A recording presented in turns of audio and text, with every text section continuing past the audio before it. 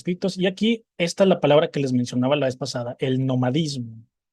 Ya vimos que los nómadas son los que van de un lugar a otro porque están cazando y recolectando, ¿no? Fíjense cómo acá tenemos la otra palabra, esto de sedentarización. Sedentario aquí, si se fijan, es una aldea, no es todavía una ciudad como quien dice, pero acuérdense siempre de esos dos términos que en el examen se los pueden preguntar de una u otra forma, ¿no? Nómada, el que va de un lugar a otro; sedentario, el que ya se queda en un lugar, se establece. Pues aquí tenemos a estas especies de homínidos que van evolucionando poco a poco. Y fíjense aquí, estos son los utensilios, estas puntas de flecha que a veces uno todavía se puede encontrar en algunos lugares. Bueno, esas son más recientes, no son de la edad de piedra, pero como quiera, eran utensilios de esta era.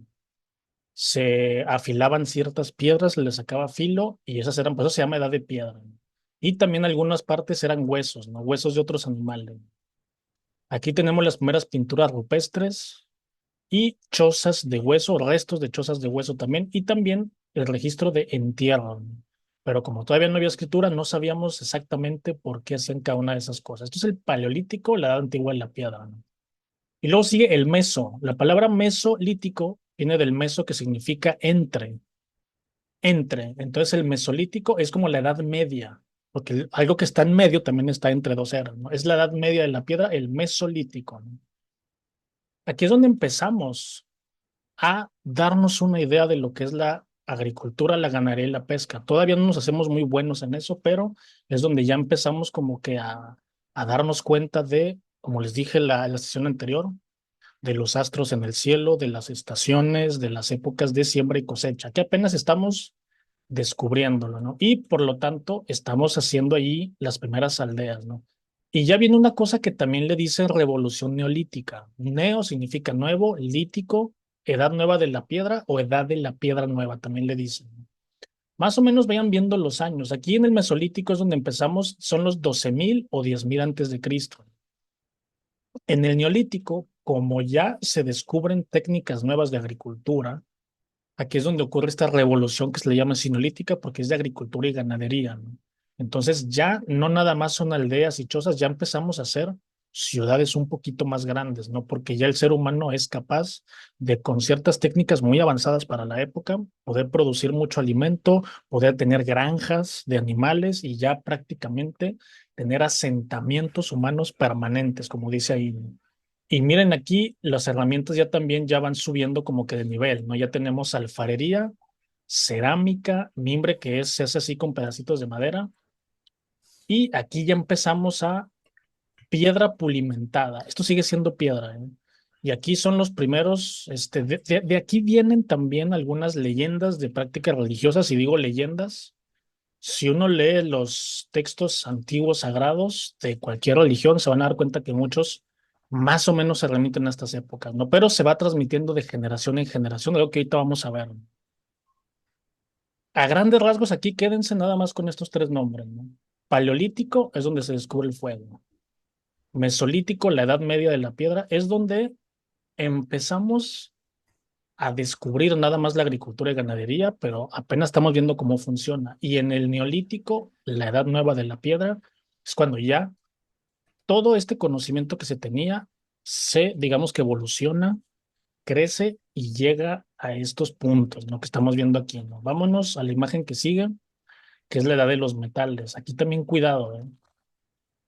¿Qué les van a preguntar en el examen aquí? Les van a revolver estas eras con las que vimos la sesión anterior. Un ejemplo, y esto yo lo veo muy común en muchas versiones de varios exámenes, les van a poner así diferentes eras, les van a decir que las acomoden en orden. Entonces les pueden poner edad antigua, edad de bronce, neolítico, ¿no? Y uno escucha neo y piensa que el neolítico es más nuevo. Y uno ve edad antigua y piensa que es antes. Sí, sí, sí me explico. Entonces, es muy sencillo cuando entendemos el contexto. Todo lo que diga lítico es la edad de piedra, ¿no? Y todo lo que diga metales es después de la edad de piedra, pero todavía no empieza la historia. Al final de la edad de los metales es donde vamos a ver, bueno, no al final. Al final vamos a estar viendo la escritura que desde la edad del bronce ya la tenemos, pero es en la edad de hierro donde ya se empiezan a crear alfabetos, alfabetos sistematizados que antes no tenían. Aquí lo que es clave es el nombre de los tres y el nombre y el orden que tienen. Primero, el cobre. ¿Cómo le van a hacer para que no se les olvide y no se hagan bolas? Nada más piensen en esto. Tenemos cobre, bronce y hierro. El cobre es un metal que cuando nosotros lo encontramos en su estado natural, lo podemos malear muy fácilmente. No sé si ustedes lo hicieron cuando eran niños. A veces yo jugaba con estos alambres de cobre que tenían algunas herramientas o algunos juguetes. ¿Y qué pasaba? Se doblaban bien padre, no bien fácil. Claro, es un alambre de cobre ya hecho alambre, pero como quiera. Es un metal que nada más, incluso en su temperatura ambiente, se puede doblar. Y si lo calentamos un poquito, aquí fue donde el ser humano se empezó a dar cuenta de esto, ¿no? De que estos metales al calentarlos se hacían blandos y se podían manejar, se les podía dar forma, ¿no? La forma que quisieran. Aquí es donde empieza la edad de los metales y apunten esto, el cobre es el metal que es el más maleable de todos, es muy frágil, es ligero, pero es metal, es mucho mejor que la piedra que usaban antes, ¿no? Entonces la primera era de los metales es el cobre. Aquí esto lo menciono porque sí tenemos estos nombres que nos ayudan, ¿no? Paleolítico, que es antiguo, meso, que es en medio, y neo, que es nuevo. Pero aquí no tenemos eso que nos guía. Entonces es aprendernos que el cobre es el más maleable, el más manejable, y aquí empezamos a crear armas, ya las teníamos antes, pero eran de piedra. Aquí tenemos armas de metal, tenemos orfebrería, que es crear artículos y adornos de metal, ¿no? Perdón. Y adornos, como aquí no se ve muy clarito, la imagen se pixelea, pero ahí más o menos se ven. Ya estamos usando cosas de metal y obviamente también aquí esto que es la metalurgia, ¿no? La metalurgia es la acción de fundir el metal, ¿no? O simplemente calentarlo, ¿no? Los primeros metales no se necesitaban fundir tanto, nada más con calentarlos un poco se les daba forma, Va. pero al descubrir maneras de poder tener hornos que tuvieran más temperatura, pues obviamente pudieron tener acceso con el tiempo a Ya fundir o a no es que malear estoy anotando. metales o a malear metales más duros o más fuertes, ¿no? Entonces, aquí eso es lo principal. Aquí, si quieren, vayan viendo. Fíjense cómo aquí ya tenemos escultura pictográfica, que eso ya lo estábamos viendo en la sesión anterior. Ya vimos la cuneiforme, que es de los mesopotámicos, y la jeroglífica, que es de los egipcios, ¿no? Entonces, esto sucede en la edad de cobre. ¿Qué sucede en la edad de bronce? Hay que entender también que el bronce no es un elemento de la tabla periódica. El cobre sí. El cobre y el hierro sí son elementos de la tabla periódica, el bronce no. El bronce es una aleación de dos metales, que es el cobre. Aquí lo dice, pero no se ve muy claro, pero es del cobre y el estaño. Se dieron cuenta que el cobre y el estaño, cuando se fundían juntos, hacían como que una mezcla muy estable y hacían un metal como que era más duro que el cobre. El problema es que el cobre es muy manejable y es muy ligero. Y de volada se daña o de volada se deforma. Y el estaño es muy pesado. El estaño es un metal, o al menos de los que se conocen todavía en esta época, es muy pesado, es muy duro, no es tan fácil de... Si hacemos armas o armaduras de estaño son muy pesadas, ¿no? Entonces al mezclarlos, tenemos como que tenemos como que algo que está entre los dos, como que una fusión interesante. Entonces esta se le conoce como la edad de bronce. Aquí, en esta edad de bronce, es donde surgen estas civilizaciones de la edad antigua. Aquí ya estamos, este, otra cosa que no mencioné, la edad de los metales, sobre todo la de bronce y la de hierro, ya se están juntando con la edad antigua, ¿eh? Aquí ya tenemos un poquito de edad antigua también. Ya estamos en el año 3000, 1200 antes de Cristo. Entonces, nomás para que quede claro eso, que aquí también, a ver, vi que alguien escribió algo. Ah, menciona alma, perdón, no te había leído. En la era de los Homo sapiens, en la edad de piedra, miren, vamos a regresarnos un poquito, no había leído tu pregunta. Ay, Si nos vamos aquí, el Homo sapiens surge a finales del Paleolítico. Se llama inferior, medio y superior. Aquí es donde surge el Homo sapiens, que es de donde que son nuestros antepasados. Algo muy importante que también en biología me imagino que ya vieron, ya lo vimos. Hay unas teorías de la evolución, hay teoría creacionista, hay muchas diferentes, pero mucho ojo aquí, ¿eh? Esto no lo había mencionado, pero no es que nosotros seamos descendidos de uno y luego evolucionamos en otro, como muchas imágenes a veces lo van a entender, ¿o no? Muchas de estas especies coexistieron. Por ejemplo, mientras hubo Homo sapiens, todavía había neandertales, todavía había cromañones, ¿no? El Homo sapiens es el que, como tenía esta capacidad lo vamos a ver más adelante, una palabra clave que es la abstracción, el Homo sapiens podía abstraer. ¿Alguien de ustedes conoce la palabra abstracción? ¿O alguien de ustedes me puede decir qué entiende por esa palabra? ¿O la han escuchado en algún lugar? Porque más adelante va a ser crucial esa palabra, ¿eh? La vamos a estar viendo ahorita, justo en unos minutos más adelante. Es como algo que no tiene como significado, ¿no? Uy, Carlos, qué buena explicación, cortita y muy efectiva. Sí, es correcto, ¿no? No es que no tenga explicación, pero es que no tiene forma. Algo abstracto es algo que no tiene una forma definida, pero conserva como quiera una, una esencia. Les voy a poner un ejemplo bien sencillo. ¿Han escuchado que dicen, esto es arte abstracto? ¿Y qué vemos cuando vemos una imagen que se supone que es arte abstracto? Que son puras formas y figuras, como Picasso, por ejemplo, que decimos, qué raro, son puros círculos y cuadros y triángulos que pues se supone que forman algo, pero no le hallo forma. Algo abstracto quiere decir que, un ejemplo son los números. Por ejemplo, un número, yo lo escribo el número 3, representa tres cosas, ¿no?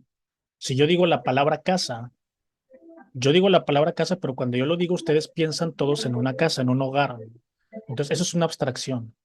El que a cada cosa le demos un nombre o le demos un dibujo o un icono, un pictograma, eso es una abstracción, ¿no? Entonces, nosotros podemos abstraer, decir esto es arriba, esto es abajo, esto es un lado, esto es al otro. Eh, ¿Cómo le explican a alguien de manera lógica qué es estar triste, qué es estar feliz, qué es la confianza, qué es la desconfianza? ¿No? Todas estas son abstracciones.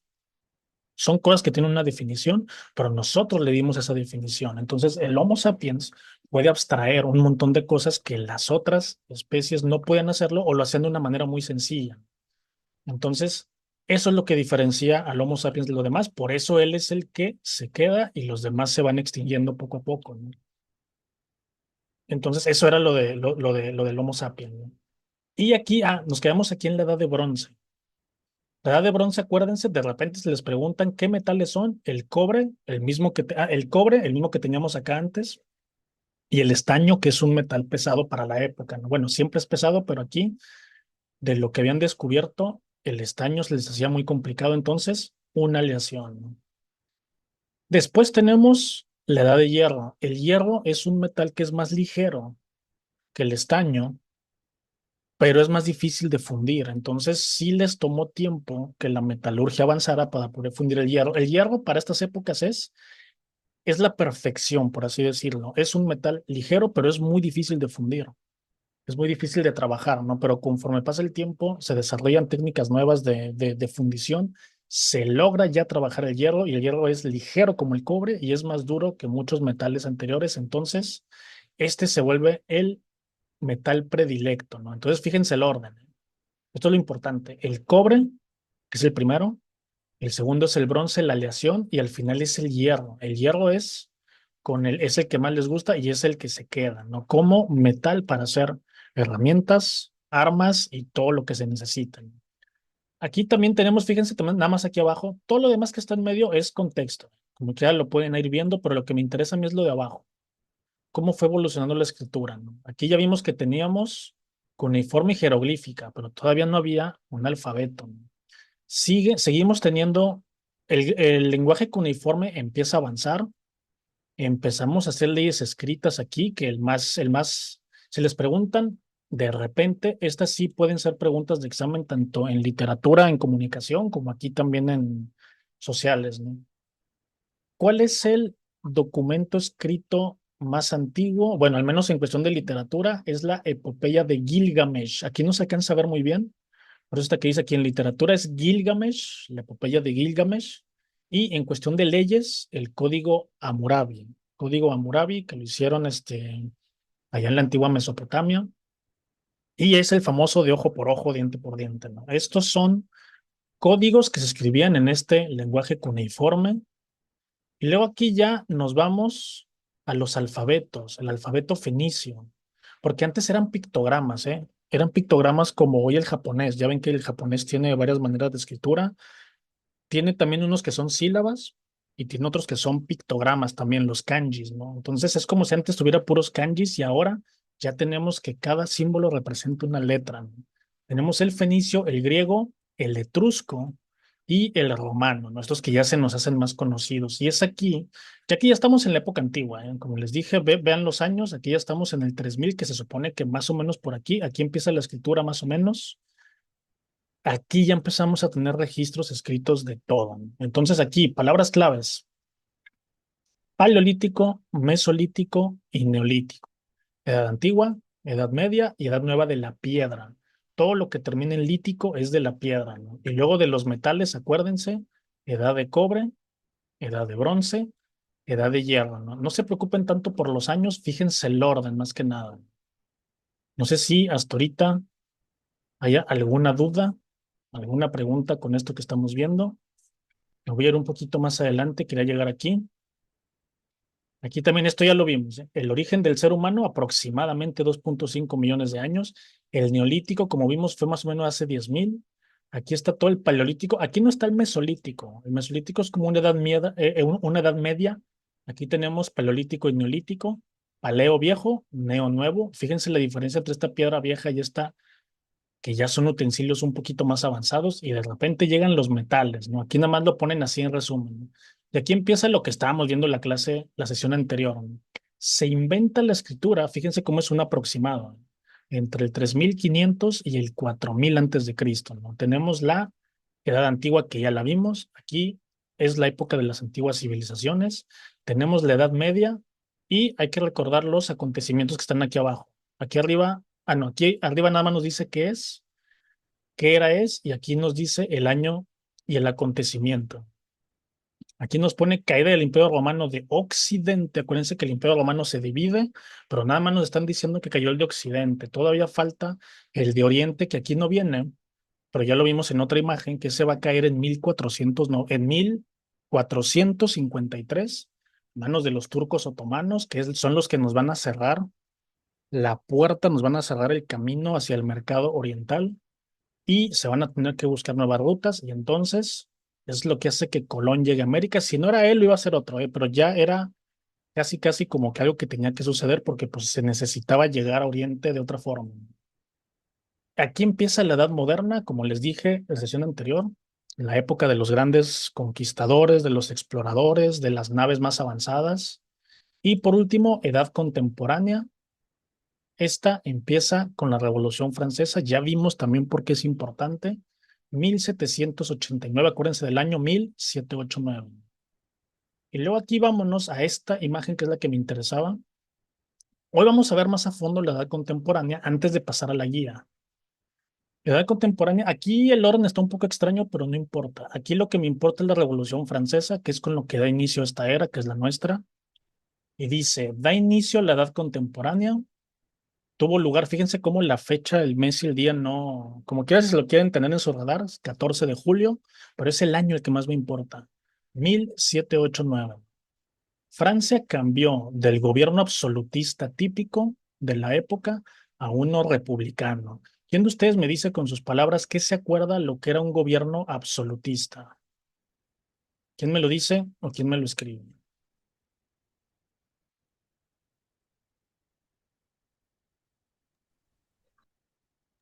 No, sí lo he escuchado, pero no lo recuerdo, profe. Muy bien. ¿Alguien de ustedes se acuerda? donde, donde solo el rey tenía el poder absoluto. Excelente respuesta, muy bien, es correcto. Algo absolutista es que ustedes pueden decir, ahí no dice monarquía ni dice nada de eso. Un gobierno absolutista es un gobierno que, como bien dice la compañera, es de que su palabra y sus leyes son absolutas. Lo que el rey diga es absoluto y no tiene discusión. Entonces, eso apúntenlo también. Lo vamos a ver también más adelante. Se le llama absolutismo a este tipo de reyes déspotas que no les importaba si su pueblo mejoraba o no. Lo que les importaba era que ellos vivieran bien, ¿no? Entonces, si hacían leyes que mejoraran o no, su forma de gobierno no les importaba, simplemente era, hay que mantener la dinastía, ¿no? La dinastía de los reyes y ya. Y acuérdense que Francia fue el primer lugar donde esto ocurrió, ¿no? Donde quitamos estos reyes, acuérdense que Francia es donde el pueblo, junto con la burguesía, ahorita también vamos a ver eso, Le dicen al rey, oye, no estás haciendo las cosas bien, mejor quítate de aquí y nosotros lo hacemos. Por eso dice a uno republicano. ¿Qué es una república? Pues una democracia. Esto ya lo vimos, y aquí viene algo que no habíamos visto. Dice la Guerra de Secesión estadounidense. También es conocida como la Guerra Civil. Dice, iniciada, fíjense, el año 1861. Esto lo vamos a ver más en la historia de México. Dice, fue una guerra civil que enfrentó a los Estados Unidos que defendían la abolición de la esclavitud. Fue cuando estaba peleando el norte contra el sur, ¿no? Aquí lo que más me importa también, y no lo mencionan, es la guerra de independencia de Estados Unidos, que fue en 1776, todavía un poquito antes de la Revolución Francesa. ¿Por qué me ponen aquí esta guerra de secesión? Porque también tiene mucho que ver con todas estas ideas, ¿no? La guerra de secesión o la guerra civil fue cuando en Estados Unidos, digo, entre otras cosas económicas y cosas ideológicas, también fue cuando se terminó con la esclavitud, ¿no? Entonces siguen siendo estas ideas también de la ilustración que ahorita vamos a ver, ¿no? Acuérdense que aquí también falta algo que es la revolución industrial, que también ahorita vamos a ver en la guía, ¿no? La revolución industrial también viene de la mano con la revolución francesa. Acuérdense que la revolución industrial, ahorita la vamos a ver más a detalle, pero a grandes rasgos, si nos preguntan qué es, pues fue cuando se descubre la máquina de vapor, que luego da pie al ferrocarril o a los barcos que se mueven ya con vapor, ya no con remos, ¿no? Y también se crean máquinas industriales para producir de manera masiva, ¿no? Antes todo era artesanal, todo se hacía a mano y con la revolución industrial que viene de la mano de la revolución francesa, se pueden producir cosas en masa. Pero ¿se acuerdan lo que vimos en la sesión anterior? Oye, si tú produces algo en masa, necesitas recursos también en masa, necesitas obtenerlos de un lugar, ¿no? Y aquí es donde viene el tercer punto, que es el reparto de África. El reparto de África es la forma en la que se llama la invasión y colonialismo, otra cosa que ahorita vamos a ver también, realizado por las potencias europeas, ¿no? ¿Cuáles son las potencias europeas aquí? Francia, Gran Bretaña, España ya lo había hecho aquí en América, pero aquí también va a ser Holanda, va a ser también lo que hoy es Alemania, va a haber varios países de Europa que como como tienen la capacidad, tienen ya la industria y la tecnología, van a usar los recursos de estos países que todavía no tienen esta tecnología. Esto da pie también a esto que vemos aquí, la Gran Depresión. No sé si alguien de ustedes lo ha escuchado. Esto ya fue en el siglo XX, empezando el siglo XX en 1919, una de las grandes crisis económicas que tuvo lugar en la década de los 30, ¿no? Siendo especialmente en los Estados Unidos. La Gran Depresión, más que nada me interesa saber o me interesa que sepamos, que entendamos que esto ocurre entre las dos guerras mundiales. Todo esto ahorita lo vamos a ir viendo a detalle, ¿no? Porque esto también del examen preguntan un montón. Nos van a preguntar por las guerras mundiales y la Gran Depresión sí tuvo mucho que ver. Digo, el origen fue el reparto de África, el imperialismo y el colonialismo. Eso fue el origen de las guerras. Si se fijan aquí, las guerras mundiales al final, en el último punto, están juntas, porque son prácticamente la misma cosa. Es como una guerra, pero en dos temporadas diferentes, ¿no? Tuvimos la primera temporada que fue, lo vamos a ver más adelante, de 1914 a 1918, que tuvo aproximadamente como si no me equivoco, entre 15 y 25 millones de personas, que como quieran en ese entonces era una cantidad muy, muy, muy grande. Y despuesito de la Primera Guerra Mundial es cuando viene la Gran Depresión y unos cuantos años después va a venir el camino de la Segunda Guerra Mundial. Aquí no lo ponen en este orden, pero la Gran Depresión fue un problema que hubo en el mercado inmobiliario de esa época. Muchos bancos empezaron a dar préstamos que luego no pudieron cobrar, se creó una burbuja financiera que explota, entonces a nivel mundial esto afecta y hace que muchos países prácticamente su dinero empieza a valer menos, ¿no? Porque las cosas empiezan a perder su valor. Entonces esto es básicamente la Gran Depresión. Y acuérdense, lo vamos a ver más adelante. Aquí no está con las fechas, pero esta es en 1929 y las guerras mundiales. Vámonos rapidito aquí nada más en este mismo orden. Este es el reparto de África. Si se fijan, aquí vienen más o menos los colores de los países. Francia es el que es como un azul ahí marino. El Reino Unido es el rojo y fíjense que son los que más dominan, ¿no? Francia y Reino Unido, lo azul y lo rojo, es donde agarraron no tanto en tamaño, sino también en recursos. Fueron los países que tenían más recursos. Tenemos también a Bélgica, que es este que está aquí, que les mencionaba en la sesión anterior, el Congo belga. Y luego tenemos Portugal, España. ¿Y quiénes quedaron al final? Italia y Alemania, quédense con esos nombres, ¿eh? Italia y Alemania se podría decir que llegan tarde a este reparto colonial y entonces son los que van a quedar ahí inconformes, son los que van a empezar estas guerras, ¿no? Esto ocurre, fíjense el año, ¿eh? 1914, esto ya es cuando ya prácticamente se repartieron todo. Esto llevó obviamente décadas, ¿no? ¿Y cómo se lo repartían? ¿Se ponían de acuerdo? Simplemente cada quien, donde iba llegando y poniendo su bandera, ahí se colocaban, ¿no? Obviamente, pues aquí también vamos a ver más adelante la diferencia entre colonialismo e imperialismo. Vamos a ver que aquí se establecieron colonias. ¿Qué es una colonia? Cuando un país llega a otro únicamente para saquear y obtener recursos. No, no tiene la intención de que el país se desarrolle, no tiene la intención de que el país avance o que la gente sufra o que le extingan. Eso es un colonialismo, básicamente, ¿no? Entonces aquí tenemos el reparto de África en el año 1914, pleno siglo XX. Y aquí sucedía también otra cosa, ¿no? Primero vamos a ver esto de aquí. Se van creando estos bandos. Fíjense el año, aquí dice 1904. Todas estas imágenes a mí me las mandan, yo las voy sacando de muchas partes. Pero, ¿qué significa esto de los bandos? Los países, dependiendo de su ideología o su inclinación política, van adquiriendo como que países aliados y países no tan aliados, ¿no? Países con los que nos llevamos bien y países con los que no nos llevamos bien. Entonces, aquí no se ve, se ve la imagen más o menos cortada. Los que están en azul están alineados con una ideología política y los que están en rojo en otra. O sea que Europa está dividida como en dos bloques. Principalmente tenemos a Francia, Inglaterra, que son las dos grandes potencias de la época, y también el Imperio Ruso. El Imperio Ruso que aquí todavía sigue siendo el Imperio Ruso, todavía no es, no, durante la Primera Guerra Mundial va a ocurrir lo que es la Revolución Rusa, que también ahorita lo vamos a ver, pero aquí sigue siendo el Imperio Ruso, ¿no? Y tenemos también a Italia. Sí, la bandera de Italia es diferente, luego vamos a ver por qué. Estados Unidos va a entrar un poquito después, de entrada no está, y Japón también se va a incorporar, ¿no? A esto se le llamó la Triple Entente, ahorita lo vamos a ver en la guía, ¿no? Y la Triple Alianza, que son las potencias centrales, son las de rojo que ven aquí, el Reino de Bulgaria, el Imperio Otomano, que es el que está aquí, que son los turcos, el Imperio Austrohúngaro, Alemania, que era la antigua Prusia.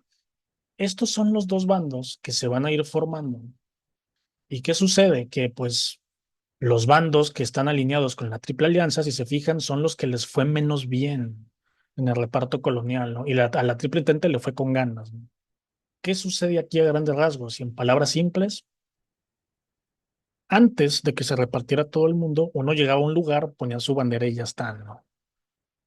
Los españoles llegaron aquí a América, los ingleses a lo que hoy es Estados Unidos, y estos países llegaron ahora a África, ¿no? Porque América ya estaba hecha de reinos, bueno, no de reinos, de países independientes. Pero África no tenía países formados todavía, ¿no? África estaba inexplorada, ¿no? Nada más se había bordeado la costa, sabían que había tribus un poquito hostiles, pero no se había estudiado a detalle cómo era, pero se sabía que había recursos, ¿no? Se tenía como que la idea y se descubrió que efectivamente sí.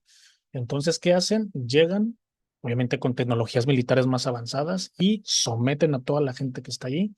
Y ya que lo toman, pues esos a los que no les gustó el reparto, pues no tienen de otra más que agarrarse a fregazos, como les estaba diciendo la primera sesión, ¿no?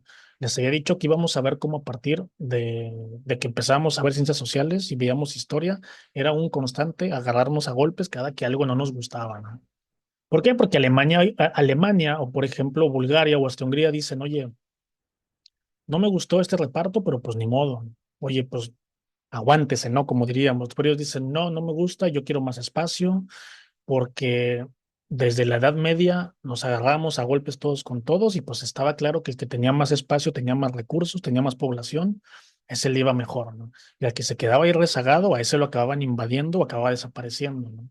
Entonces aquí se crean estos bloques de apoyo.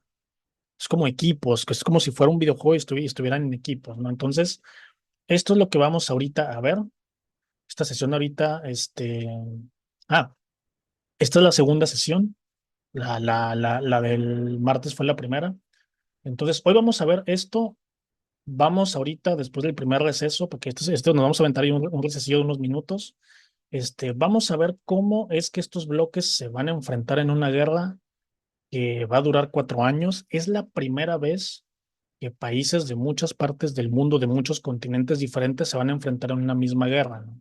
Había pasado que los persas invadían a los griegos o que los romanos se agarraban con los cartagineses, ¿no? Entonces ya había pasado eso, pero nunca había pasado que hubiera países de muchos continentes peleando por lo mismo, ¿no? En esta época se le va a llamar la Gran Guerra porque pues no era la primera vez que ocurría. No sabían que después iba a haber una segunda temporada más hardcore todavía, más complicada, más difícil, más sangrienta, que iba a ser la segunda. Hasta que ocurre la segunda es cuando ya les ponen los nombres de Primera y Segunda Guerra Mundial, ¿no? Y de este tema en el examen sí, más que nada nos van a preguntar fechas y alguno que otro acontecimiento, bandos, países y en algunos casos algunos personajes, ¿no? Entonces ahorita es lo que vamos a hacer regresando. No sé si ahorita alguien tenga alguna duda hasta ahorita, alguna pregunta, alguna queja. ¿O andamos bien? Andamos bien. Todo bien, Andamos profe, bien. gracias. Excelente. Todo bien. Espero que no se me hayan Gracias. dormido, porque esto, como les dije, este tema es un poquito aburrido, es tedioso, pero así le vamos dando forma, ¿no? Ahorita que, mi intención es que ahorita que veamos la guía, que ya veamos puro texto, mi intención es que ya tenga sentido todo lo que vayamos viendo, ¿no? Entonces, bueno,